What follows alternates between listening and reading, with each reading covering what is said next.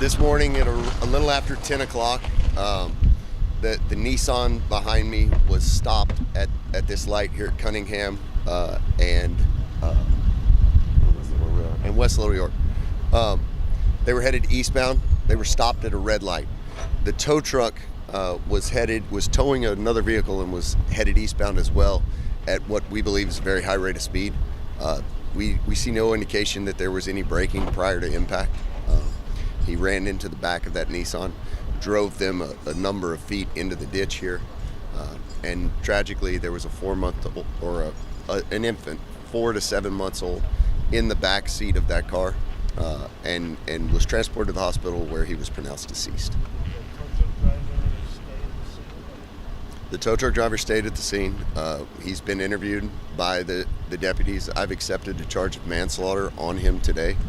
He was taken into custody here at the scene. He's being transported to the Joint Processing Center, where he's going to go through the same evaluation that we do with every crash.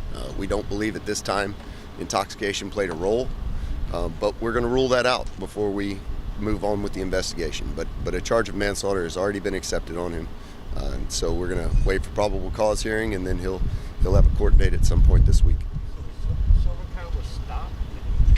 That's correct. The Nissan, the silver car directly behind me, was at a complete stop here at a stale red light, meaning the red light had been red for quite a while. The tow truck just disregarded the traffic control device, the red light, and ran directly into the back of the Nissan. Yeah, and when you look at this scene that we're out here on, the traffic was not heavy, and it's not. There's no obstructed vision. This is a wide open road, which sadly is probably the reason that the vehicle was traveling so fast at the beginning.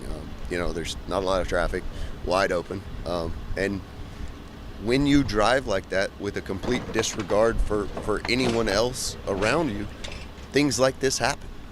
We see this all too often.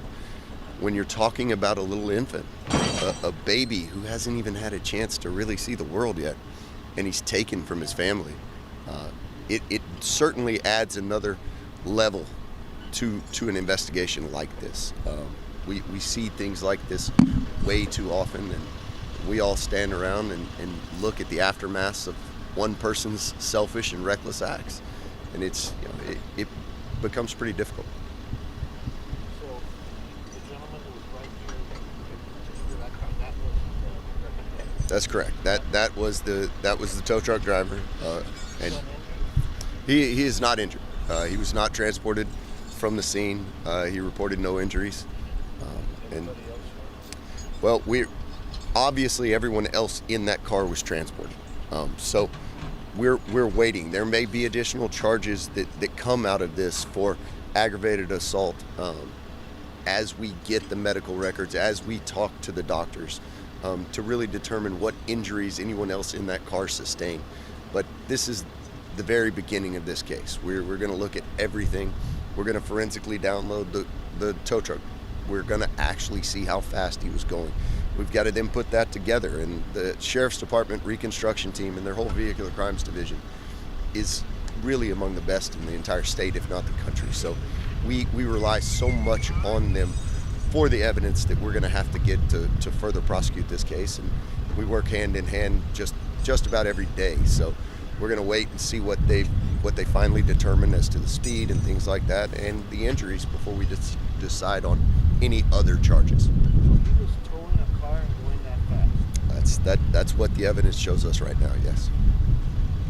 I don't know if you said this already. How many people were injured? So we don't really know. There were either 2 or 3 people in the car, but as you can imagine, especially when you talk about a little one like that, everyone got transported so quickly that we're now going to go to the hospital. We're going to assess and see everyone who was in the car, as opposed to family members that were able to get here very quickly, and we just don't know right now who else was in the car. We know for certain that the mother was in the car.